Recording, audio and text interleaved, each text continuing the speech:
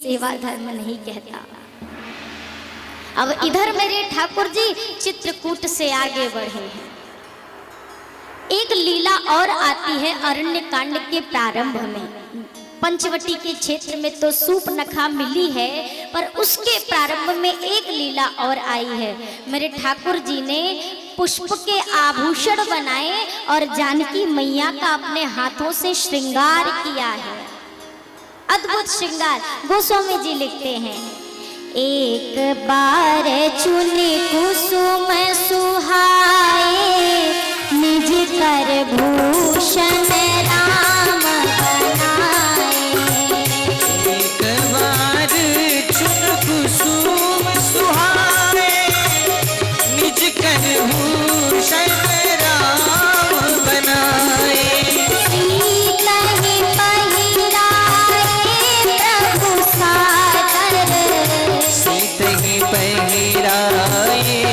प्रभु सादर बैठे फटिक शिला पर सुंदर। बैठे फटिक शिला पर सुंदर। बैठे फटिक शिला पर सुंदर। आभूषण बनाया, मैया का श्रृंगार किया, देवता पुष्प बरसा रहे हैं। इस दृश्य को देखकर उसी लाइन में राजा इंद्र का बेटा जयंत खड़ा था। जयंत ने जब ये लीला देखी सोचने लगा है ये भगवान है ना। अरे भगवान कहीं अपनी पत्नी का श्रृंगार करेंगे? भगवान नहीं हो सकते, पता करूंगा कि ये कौन है। और भगवान की पहचान करने के लिए रूप बदला। क्या बन के गया? कौआ, काग बन के गया है। देखिए, जैसा चित्त होता है वैसा चरित्र होता है, और जैसा आपका चरित्र होता है वैसा ही समाज में आपका चित्र होता है। चित्त, चरित्र और चित्र, ये तीन चीजें हैं। आप जैसे रहते हैं ना, आपके रहने का ढंग बता देगा कि आप कैसी धारणा के व्यक्ति हैं। अगर आपने बढ़िया वो सफेद सफेद पहना हो ना, तो देख के ही व्यक्ति बता देगा, लगता है राजनीति से जुड़े हुए हैं। बता देगा ना, आपकी वेशभूषा बता देगी। अगर बढ़िया माथे पर तिलक है, धोती है और ये है, तो अच्छा जरूर ये ब्राह्मण धर्म से जुड़े हुए होंगे। आपके रहने का ढंग बताता है कि आप क्या हैं, और वही बन के रहिए। जैसा चित्त हो वैसा चरित्र होना चाहिए। आजकल तो एक से एक फैशन चले हैं, क्या नाम ले कहने में अपने ही बेइज्जती। कई बार तो हम शॉक हो जाते हैं। जैसे अब निकले यात्रा में, एक भाई साहब की जींस तो पूरा घुटना ही खाली था। अब वो पहली बार जब देखा तो किसी को भी आश्चर्य हो जाए, हमें लगा तो उसे मार पीट करके आ रहे होंगे। लेकिन भाई बैग वैग बड़े कीमती सब लग रहा था, प्रोफेशनल बंदा है।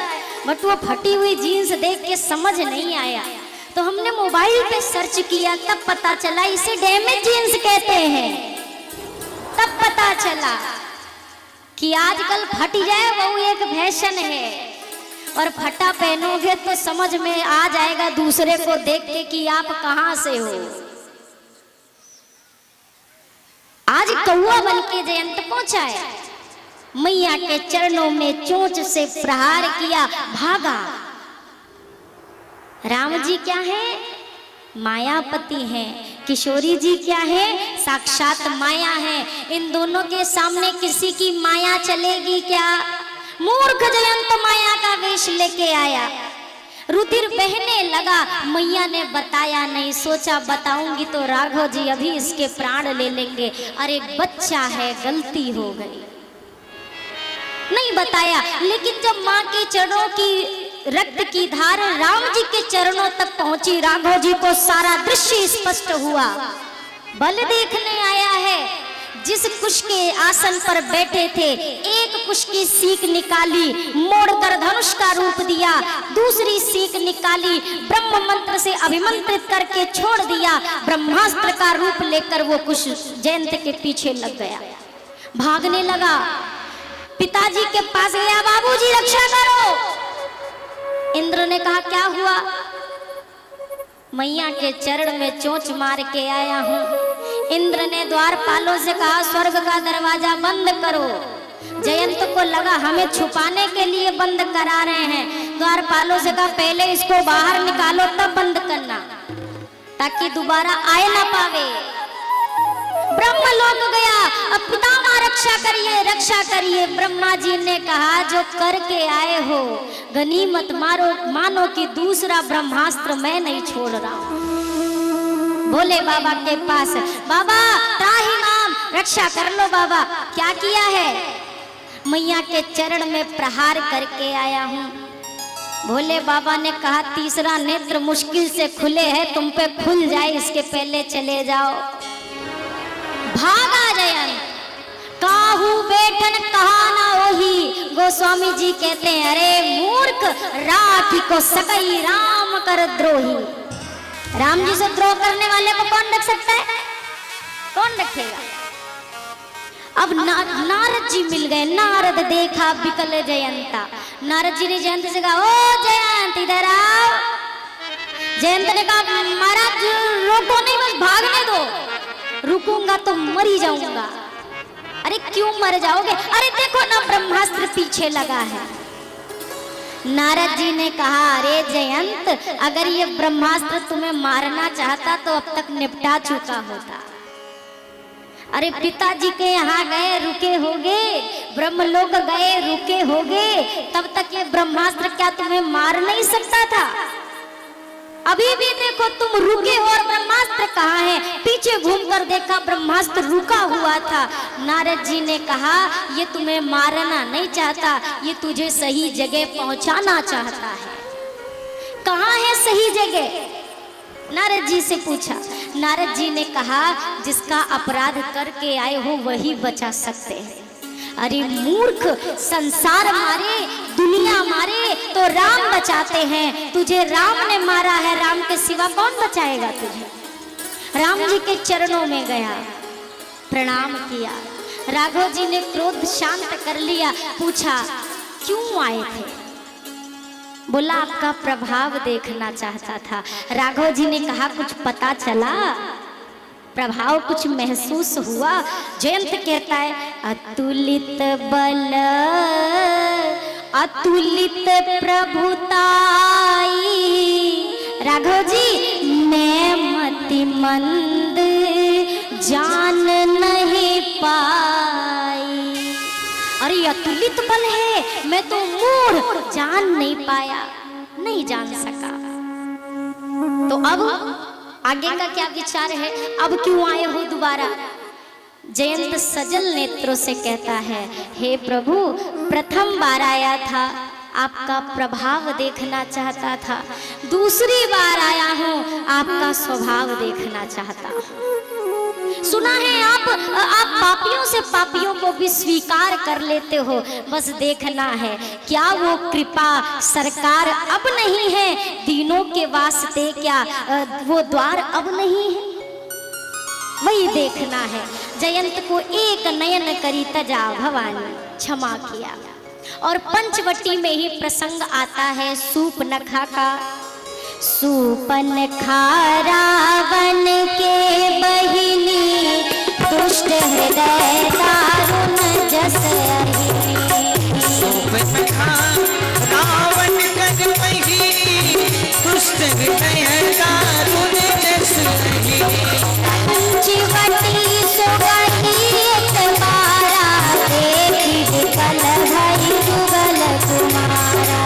पंचवटी सुगई एक बारा, देखी विकल भई जुगल कुमारा। तुम सम पुरुष नमो सम नारी, यह संयोग विधि रचा विचारी। तुम सम पुरुष नमो सम नारी, यह संयोग विधि रचा विचारी। सूपनखा आई। आते ही सबसे पहले उसने पहला प्रस्ताव रखा, आपके जैसा कोई पुरुष नहीं है, मेरी जैसी कोई स्त्री नहीं है। मैंने तीनों लोकों में भ्रमण करके देखा, मेरे योग्य कोई भी वर मुझे नहीं मिला। आप मुझे थोड़े से ठीक लगे हो, इसीलिए मैं चाहती हूँ आप मुझसे विवाह कर लीजिए। एक सांस में सब बोल दिया। राघव जी ने सोचा, जो स्त्री पूरे 3 लोक में घूम घूम के अपने लिए दुल्हा ढूंढ रही है, वो कितने संस्कारी घर से होगी, ये तो ठाकुर जी जाने। फिर भी राघव जी ने बात सुनी। देवी क्या कह रही हैं? आपके जैसा कोई नहीं है, आप बड़े सुंदर हैं, मैं भी बड़ी सुंदर हूँ, मेरे जैसा कोई नहीं है। मैंने तीनों लोक में देखा, मेरे हिसाब का कोई मिला नहीं। आप मुझे थोड़े ठीक लगे हो, 100 में से 80, 20 अभी भी बाकी है। ठाकुर जी ने सोचा, इनको हम जब थोड़े अच्छे लगे हैं, मतलब हमसे अच्छा कुछ मिल जाए तो ये पट्टे से भाग जाएंगी। ठाकुर जी ने सोचा प्रैक्टिकली करके देख लेते हैं। कहा, देवी हमसे भी सुंदर एक और है, वो जो दूर दिखाई दे रहा है ना, वो मेरा छोटा भाई है, कुमार है, जाकर देखो, हमसे भी सुंदर है। हम तो सांवले हैं, वो गोरा है। और सैयों में सूपनखा चल रही। लक्ष्मण जी के पास पहुंच गए, जाकर कहती, आपके भैया ने भेजा है विवाह के लिए, विवाह कर लीजिए। लक्ष्मण जी ने देखा नहीं, बिना देखे कहा, सुंदरी सुन मैं उनकर दासा, मैं उनका दास हूँ। दासी बनना हो तो यहाँ रुको, स्वामी बनना है तो वहीं जाओ, वो स्वामी है, क्या बनना है? सूपनखा ने कहा, हम दासी वासी ना बनेंगे, हम जा रहे। फिर राम जी के पास गए, बोला आप ही करो, वो तो पता नहीं क्या दास वास वाली बात करते। दोनों भैया ने सूपनखा को पेंडुलम बना दिया है, एक इधर एक इधर। तो वो इधर जाती है, फिर इधर आती है, इधर उधर करते करते जब जैसे ही गई लक्ष्मण जी के पास, इस बार आप ही कर लो ना, अब क्या है?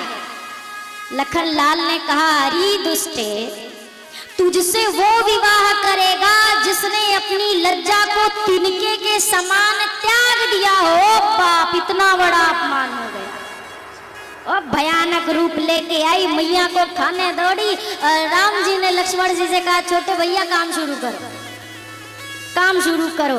2-2 टोपा जैसा कान लेके घूम रही है, पर किसी की सुनती नहीं है। तो पहले कान काटो, कान कटे, और फिर कहने नाक कटी है, क्योंकि कहते हैं देखो सुंदरता सबसे ज्यादा नाक में होती है।